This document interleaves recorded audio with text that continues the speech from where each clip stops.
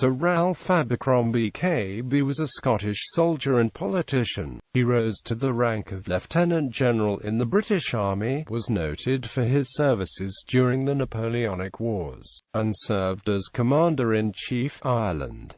He twice served as MP for Clackmannanshire, and he was appointed Governor of Trinidad. Early life. He was the eldest son of George Abercromby of Tullibody, Clackmannanshire, and a brother of the advocate Alexander Abercromby, Lord Abercromby and General Sir Robert Abercromby. He was born at Menstrie Castle, Clackmannanshire, educated at Rugby and at the University of Edinburgh. He was sent to Leipzig University in 1754 to study civil law with a view to career as an advocate.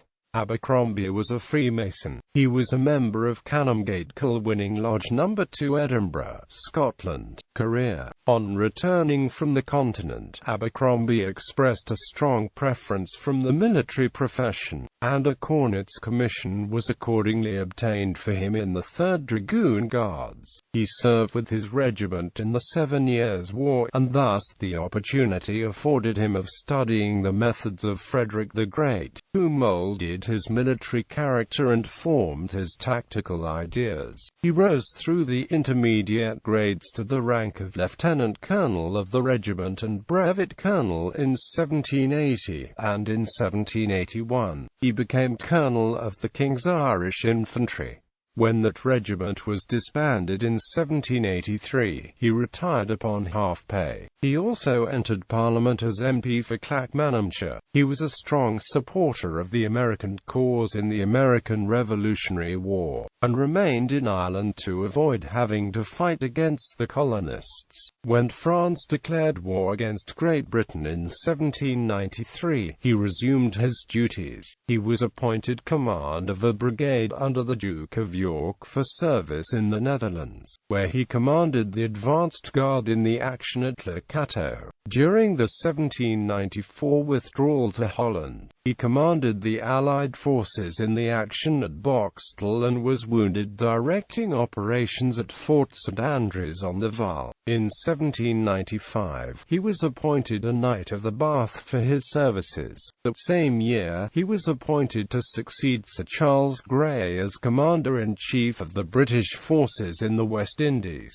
In 1796, Grenada was suddenly attacked and taken by a detachment of the army under his orders. Afterwards, Abercromby secured possession of the settlements of Demerara and Essequibo in South America and of the islands of St. Lucia, St. Vincent and Trinidad. A major assault on the port of San Juan, Puerto Rico, in April 1797 was unsuccessful. Abercromby returned to Europe and, in reward for his services, was appointed Colonel of the 2nd Regiment of Dragoons. He was also made Lieutenant Governor of the Isle of Wight, Governor of Fort George and Fort Augustus in the Scottish Highlands, and promoted to the rank of Lieutenant General. He again entered Parliament as member for Clackmannanshire from 1796 to 1798. From 1797 to 1798, he was Commander-in-Chief of the forces in Ireland. To quote the biographic entry in the 1888 Encyclopaedia Britannica, he laboured to maintain the discipline of the army, to suppress the rising rebellion, and to protect the people from military oppression, with the care worthy of a great general and an enlightened and beneficent statesman. When he was appointed to the command in Ireland, an invasion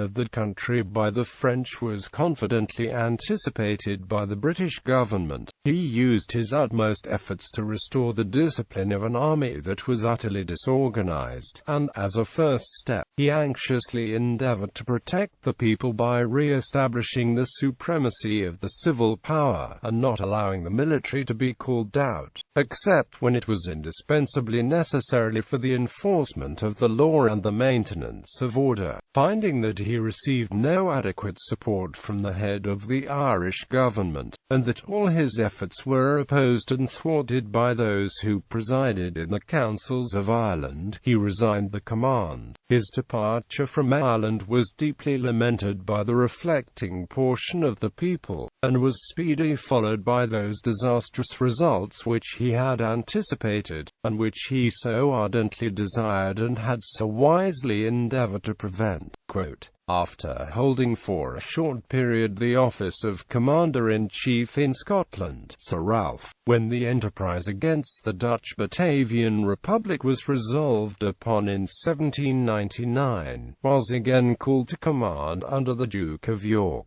The campaign of 1799 ended in disaster, but friend and foe alike confessed that the most decisive victory could not have more conspicuously proved the talents of this distinguished officer. In 1801, he was sent with an army to recover Egypt from France. His experience in the Netherlands and the West Indies particularly fitted him for this new command, as was proved when he carried his army in health, in spirits, and with the requisite supplies to the destined scene of action despite great difficulties. The debarkation of the troops at Aboukir, in the face of strenuous opposition, is justly ranked among the most daring and brilliant exploits of the British Army. Abercrombie was injured at the Battle of Alexandria on the 21st of March 1801 and died of his wounds 7 days later aboard HMS Foudroyant, which was moored in the harbour. His old friend and commander, the Duke of York, paid tribute to Abercrombie's memory in general orders. His steady observance of discipline, his ever-watchful attention to the health and wants of his troops, the persevering and unconquerable spirit which marked his military career, the splendour of his actions in the field and the heroism of his death, are worthy the imitation of all who desire, like him, a life of heroism and a death of glory. Quote, he was buried on St. John's Bastion within Fort St. Elmo in Valletta, Malta. The British military renamed it Abercrombie's Bastion in his honour. The adjacent curtain wall linking this bastion to the fortifications of Valletta, originally called Santa Ubaldisca Curtin, was also renamed Abercrombie's Curtin. By a vote of the House of Commons, a monument was erected in his honour in St Paul's Cathedral in Abercrombie Square, Liverpool. His widow was created Baroness Abercrombie of Tullibody in Aboukir Bay, and a pension of £2,000 a year was settled on her and her two successors in the title family. On the 17th of November 1767, Abercrombie married Mary Ann, daughter of John Menzies, and Anne, daughter of Patrick Campbell. They had 7 children. Of 4 sons, all 4 entered Parliament, and 2 saw military service. Hon. Anne Abercrombie, Hon. Mary Abercrombie, Hon. Catherine Abercrombie, George Abercrombie, 2nd Baron Abercrombie, General Hon. Sir John Abercrombie, James Abercrombie, 1st Baron Dunfermline, Lt. Col. Hon. Alexander Abercrombie. Popular Culture, a public house in central Manchester, the Sir Ralph Abercrombie, is named after him. There is also a General Abercrombie pub with his portrait by Hoppner as the sign-off of the Blackfriars Bridge Road in London. 3 ships have been named HMS Abercrombie after the General but using the variant spelling of his name.